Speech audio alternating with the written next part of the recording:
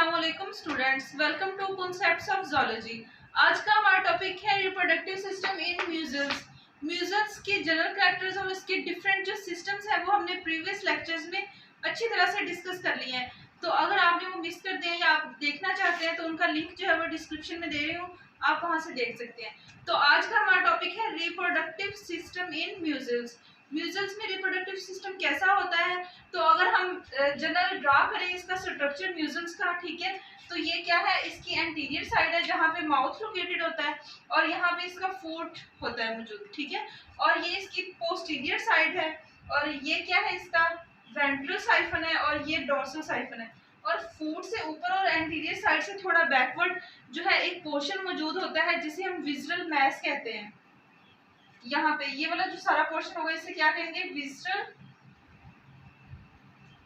Mess, क्योंकि यहाँ पे बहुत सारे विज़रल ऑर्गन्स होते हैं जो कि यहाँ पे लोकेटेड होते हैं, इसी वजह से इसे क्या कहेंगे, विज़रल मैस कहेंगे। और रिप्रोडक्टिव सिस्टम की जो लोकेशन है म्यूजल्स के अंदर वो कहाँ पे होगी, वो विज़रल मैस के अंदर मौजूद होगी, ठीक है। और रिप्रोडक्टिव सिस्टम की बात करें तो इनमें गोनेड्स मौजूद होते हैं। गोनेड्स जो होते हैं ये पेयर की फॉर्म में होते हैं, पेयर की फॉर्म में, मेल में अलग से होंगे और फीमेल में अलग से होंगे। और ये जो पेयर्स होते हैं ये यहाँ पे विज़रल मैस में ही लोकेटेड होते हैं। और इसके अलावा अगर हम बात करें फ्रेश वाटर म्यूजल्स की, ठीक है, जिसे हम यूनियो भी कहते हैं, तो ये क्या है, इनमें अलग अलग जो मेल है वो अलग होता है स्पीशी, ठीक है, और फीमेल स्पीशी अलग होती है।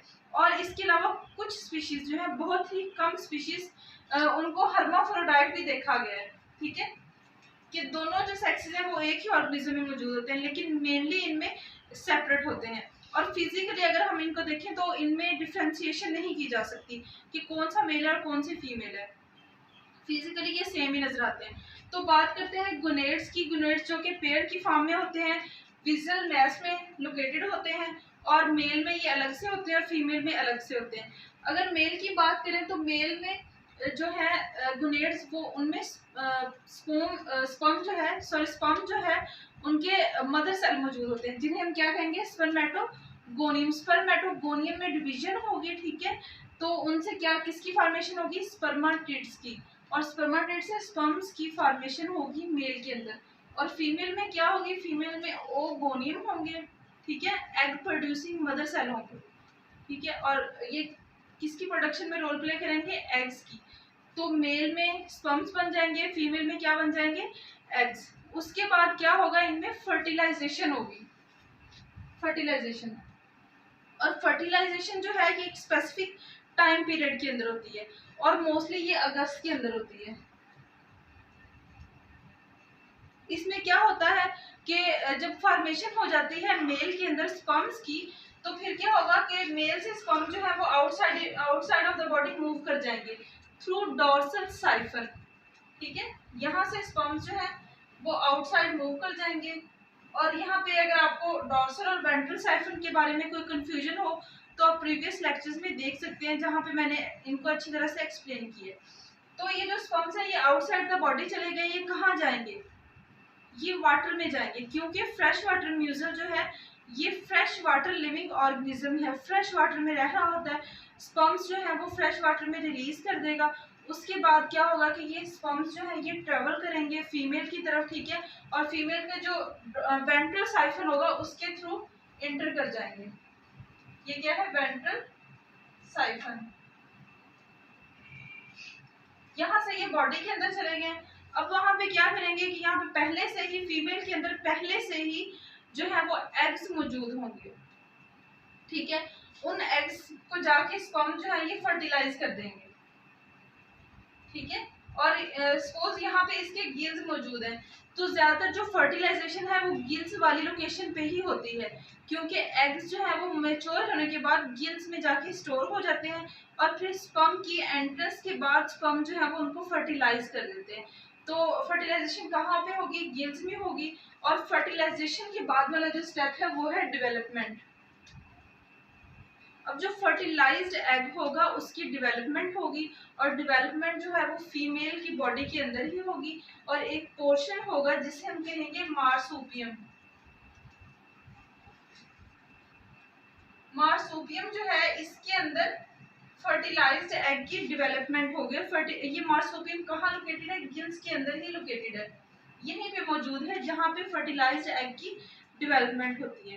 तो नेक्स्ट हम देखते हैं कि डेवलपमेंट कैसे होगी, कौन कौन से स्टेप्स जो है वो इंक्लूड है डेवलपमेंट में। तो सपोज एक फर्टिलाइज्ड एग है, ये वाला जो है हमारे पास क्या है? Fertilised egg. एक सेल था, उसके बाद क्या हुआ? क्लीवेज हुई, उसमें क्लीवेज होने के बाद 2 सेल में कन्वर्ट हो गया। फिर एक और वर्टिकल क्लीवेज हुई, ये किस में कन्वर्ट हो गया? 4 सेल में। 2 बैक साइड पे, 2 फ्रंट साइड पे, 4 सेल बन गए, ठीक है। उसके बाद एक हॉरिजॉन्टल क्लीवेज होगी, 8 सेल बन गए। तो इसी तरह इसमें डिफरेंट क्लीवेज होती रहेगी, 1 से 2, 2 से 4, 4 से 8, 8 से 16, इस तरह सो ऑन काफी सारे जो हैं वो सेल्स बन जाएंगे। और फिर एक स्टेज आएगी जिसमें जो है इसमें बहुत सारे सेल्स बन जाएंगे, और इसमें जो डिवीजन होती है वो कौन सी होती है, क्लीवेज कौन सी होती है? वो होलोब्लास्टिक होती है, होलोब्लास्टिक। होलोब्लास्टिक किसे कहेंगे? होलोब्लास्टिक का मतलब है कि पूरा का पूरा जो सेल है उसमें डिवीजन हो रही है। मींस कि ये एक पूरा फर्टिलाइज्ड एग था, पूरा का पूरा सेल डिवाइड हो रहा है। ऐसा नहीं है कि सिर्फ एक ही पोर्शन पे डिवीजन हो रही है, बल्कि पूरा सेल इन्वॉल्व हो रहा है। तो इस टाइप को हम क्या कहेंगे? Holoblastic cleavage. फिर इसके बाद क्या होगा कि काफी सारे डिवीजन हो जाएंगे, एक बॉल ऑफ सेल बन जाएगी। उस बॉल ऑफ सेल को हम नाम देंगे ब्लास्टूला का, ठीक है। और जब ये वाली स्टेज आएगी तो फिर इसमें डिवीजन जो है वो कुछ इस तरह से होगी कि एक साइड पे जो सेल्स होंगे वो स्मॉलर इन साइज होंगे, और जो दूसरी साइड पे होंगे वो लार्जर इन साइज होंगे। जो स्मॉलर इन साइज होंगे उनको माइक्रोमियर्स कहेंगे, और जो लार्जर इन साइज होंगे उनको क्या कहेंगे? मैक्रोमियर्स, ठीक है। अब फिर हम देखते हैं इस स्टेज को हम क्या कहेंगे? ब्लास्टूला कहेंगे। इससे नेक्स्ट वाली जो स्टेज है वो होगी गैस्ट्रोला, जिसमें गैस्ट्रोलेशन होगी, जर्म लेयर्स की फॉर्मेशन होगी, ठीक है। इसी को फर्दर प्रोसीड करते हैं, और यहाँ पे देखते हैं कि जहाँ पे मैक्रोमियर थे, जहाँ पे बड़े साइज के सेल थे, वहां पे क्या हुआ? अंदर की तरफ इन्वेजिनेशन होगी, इन्वेजिनेट कर गए, अंदर की तरफ इंटर हो गए, ठीक है। अंदर की तरफ सेल्स चले गए, और क्योंकि यहाँ पे स्मॉलर साइज के थे, ठीक है, ये वाले माइक्रोमियर यहाँ पे क्या है? स्मॉलर साइज के हैं, ये यहाँ पे रह गए, और जो लार्जर साइज के थे वो अंदर की तरफ चले गए। तो इस तरह ये वाली स्टेज क्या है? गैस्ट्रोला स्टेज है। इनमें क्या होता है? जर्म लेयर्स की फॉर्मेशन होती है। तो जो बाहर की तरफ स्मॉलर सेल रह के वो क्या बनाएंगे? वो एक्टोडर्म बना देंगे। एक्टोडर्म क्या है? बाहर वाली लेयर, ठीक है। एक्टो मीन्स क्या होता है? आउटसाइड। क्योंकि ये ट्रिप्लोब्लास्टिक है तो इनमें 3 लेयर्स पाई जाती है, एक्टोडर्म, एंडोडर्म और मेसोडर्म। आउटर जो माइक्रोमियर्स थे वो बाहर ही रह गए, ये वाले, ठीक है, यहाँ पे ही रह गए। इन्होंने क्या बना दी? एक्टोडर्म बना दी। और जो अंदर वाले सेल हो गए, ठीक है, जो कि मैक्रोमियर थे, बड़े सेल थे, उन्होंने क्या बना दी? एंडोडर्म बना दी। दरम्यान में एक कैविटी बन गई जिसे ब्लास्टोसील कहते हैं। ब्लास्टोसील का मतलब क्या है? कैविटी, ठीक है, क्योंकि ये ब्लास्टूला स्टेज पे से नेक्स्ट बनी है, ठीक है। इसको क्या कहेंगे? ब्लास्टोसील कहेंगे। और यहाँ पे ये वाला जो पोर्शन है ये क्या है? आर्केंटिडोन। और यहीं से क्या होगा कि इसमें डाइजेस्टिव सिस्टम, एलिमेंट्री कैनाल की फॉर्मेशन होगी, ठीक है। और यहीं पे फिर क्या होगा कि मजीद सेल डिवीजन होगी, सेल की फॉर्मेशन होगी, जो कि मेसोडर्म की फॉर्मेशन करेंगे, ठीक है। तो इस तरह 3 जर्म लेयर्स जो हैं उनकी डेवलपमेंट हो जाएगी। इसके अलावा यहाँ पे एक और स्ट्रक्चर हमें देखने को मिलेगा, एक और इसमें जो है वो प्रोसेस होगा। वो क्या होगा कि इसकी जो एक्टोडर्म होगी वहां पे इन्वेजिनेशन होगी, इस तरह थोड़ी सी इन्वेजिनेशन, और यहाँ पे शेल ग्लैंड की फॉर्मेशन होगी। किसकी फॉर्मेशन होगी? शेल ग्लैंड की। और ये जो शेल ग्लैंड है ये रोल प्ले करेगा इसके शेल की फॉर्मेशन में, क्योंकि इन स्पीशीज में खासतौर पे ये जो फ्रेश वाटर म्यूजल्स है इसमें शेल मौजूद होता है जो कि कैल्शियम कार्बोनेट का बना होता है। और ये शेल किससे बनेगा? ग्लैंड्स इनको बनाएंगे, ठीक है। फिर इसके बाद क्या होगी? अब ये जो स्टेज है, ये जो डेवलपमेंट है, इससे नेक्स्ट जो है उस स्टेज तक लार्वा की डेवलपमेंट हो चुकी होगी, ठीक है। और उस लार्वा को क्या नाम देंगे? ग्लोचिडियम लार्वा का। ये एक स्पेशल करैक्टर है जो कि म्यूजल्स में पाया जाता है कि इनके लार्वा का नाम क्या है? Glochidium larva. अब क्या होगा कि लार्वा की फॉर्मेशन होगी। लार्वा का स्ट्रक्चर हम डिस्कस करते हैं, लेकिन क्या होगा कि लार्वा जो है वो जब लार्वा बन जाएगा, ग्लोचिडियम लार्वा बन जाएगा, तो ये फीमेल की बॉडी से आउटसाइड मूव कर जाएगा, ठीक है, फ्रेश वाटर में आ जाएगा। अब देखते हैं कि ग्लोचिडियम का स्ट्रक्चर कैसा होता है। तो सबसे पहले इसके साइज की बात करते हैं। तो इसका साइज जो है वो 0.1 टू 4.0 मिलीमीटर होता है, स्मॉलर साइज का होता है, ठीक है। जब ये फीमेल की बॉडी से बाहर आ जाएगा तो ये फ्रीली मूव करने लगेगा। तो इसका स्ट्रक्चर हम देखते हैं, इसका ये स्ट्रक्चर होता है। इसको हम अगर इन्वर्ट करें, वैसे अगर हम इसके यहाँ पे ये पोजीशन देखें तो ये इसकी डॉर्सल साइड है। ये क्या है? Dorsal side. और ये वाली जो साइड है ये क्या है? Ventral side. यहाँ पे दो शेल्स लगे हुए हैं जो कि शेल ग्लैंड से जिनकी फॉर्मेशन हुई थी, ठीक है। एक ये वाला शेल है और दूसरा ये वाला शेल है। ये शेल्स हैं, इसीलिए इनको हम बाइवाल भी कहते हैं, क्योंकि इनमें दो शेल्स मौजूद होते हैं। और ये जो दोनों शेल्स हैं ये आपस में कनेक्टेड हैं, ठीक है। और कनेक्टेड किसके थ्रू है? एडक्टर मसल्स के थ्रू। ये जो मसल्स हैं इनकी कॉन्ट्रैक्शन और रिलैक्सेशन से इनकी जो वाल्व की जो पोजीशन है वो कंट्रोल होती है, ठीक है। अगर वो कॉन्ट्रैक्ट कर जाएंगे तो वाल्व क्लोज हो जाएंगे। ये जो शेल होंगे ये क्या करेंगे? क्लोज हो जाएंगे। अगर मसल्स रिलैक्स होंगे तो ये ओपन हो जाएंगे। तो इस तरह से इनकी मूवमेंट कंट्रोल करने के लिए ये मसल्स मौजूद होते हैं। और यहाँ पे शेल्स के अंदर वाली साइड पे मेंटल लेयर होगी, ठीक है। मेंटल लेयर होगी और मेंटल की अंदर वाली साइड पे मेंटल कैविटी होती है। तो यहाँ पे क्या होगी? ये वाली सारी क्या है? मेंटल लेयर है। और ये वाला जो यहाँ पे एक स्ट्रक्चर आपको नजर आ रहा है ये क्या है? बाइसेस है। इसका फंक्शन क्या है? ये भी एक ग्लैंड की सिक्रीशन है, बाइसेस, ठीक है। और इसका फंक्शन ये है कि जब लार्वा फीमेल की बॉडी से बाहर मूव कर जाता है, फ्रेश वाटर में मौजूद होता है, ठीक है।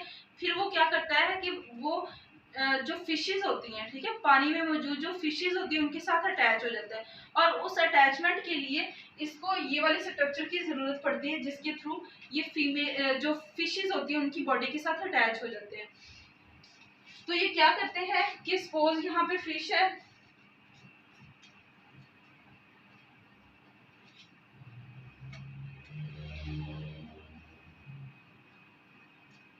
तो ये क्या करेंगे? फिश की बॉडी के साथ आके अटैच हो जाएंगे, ठीक है। और जिस जगह पे आके अटैच होंगे उसके अंदर थोड़े से पोर्शन के अंदर, स्किन के अंदर पेनिट्रेट कर जाएंगे। और पेनिट्रेट होने के बाद फिश की जो सेल्स होंगे वो डेवलप होंगे और ज्यादा उनमें जो है वो डिवीजन होगी और वो कवर कर देंगे उस लार्वा को, ठीक है। तो फिर एक्सटर्नली हम देखें तो हमें यहाँ पे ये एक मोल लाइक स्ट्रक्चर जो है वो, या फिर जैसे ब्लैक हेड लाइक स्ट्रक्चर है वो यहाँ पे हमें नजर आएगा। तो इतना ये स्मॉलर उसमें नजर आ रहा होगा।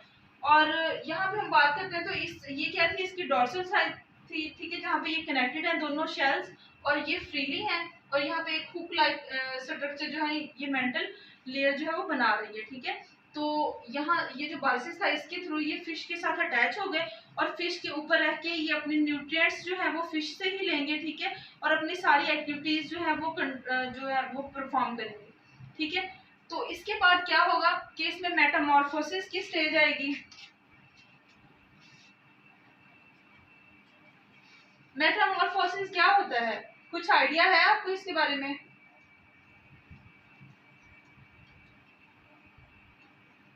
तो मेटामॉर्फोसिस में क्या होता है कि जो लार्वा होता है वो अपने प्रीवियस स्ट्रक्चर जो है वो डिसइंटीग्रेट कर देता है, या जो जरूरत के मुताबिक नहीं होते उनको खत्म कर देता है और जो जरूरी चीजें होती हैं उनको डेवलप कर लेता है, ठीक है। तो मेटामॉर्फोसिस का प्रोसेस होता है और जो लार्वा है वो क्या करता है कि कंप्लीट इंडिविजुअल में कन्वर्ट हो जाता है, फिश से सेपरेट हो जाता है और अपनी एक कंप्लीट लाइफ जो है वो स्पेंड करने लग जाता है और एक मैच्योर इंडिविजुअल बन जाता है। और उसके बाद फिर दोबारा से उसमें सारे प्रोसेस जो है वो दोबारा से चल पड़ते हैं। वैसे ही उनमें जो है वो रिप्रोडक्टिव ऑर्गन्स डेवलप होते हैं, गोनेड्स डेवलप होते हैं, फिर फर्टिलाइजेशन होती है। तो इस तरह सारा जो साइकिल है वो कंप्लीट होता रहता है। और मेटामॉर्फोसिस जो है ये कितना टाइम लेती है इनकी डेवलपमेंट होने में? तो 3 to 12 वीक्स चाहिए होते हैं एक कंप्लीट इंडिविजुअल बनने में, 3 to 12 वीक्स लगते हैं। तो ये था सारा प्रोसेस जिसमें मैंने आपको रिप्रोडक्टिव सिस्टम के बारे में बताया, फ्रेश वाटर म्यूजल्स के। और अगर आपको कोई क्वेश्चंस हो तो आप कमेंट सेक्शन में पूछ सकते हैं, मैं आपको रिप्लाई करूंगी। Thank you.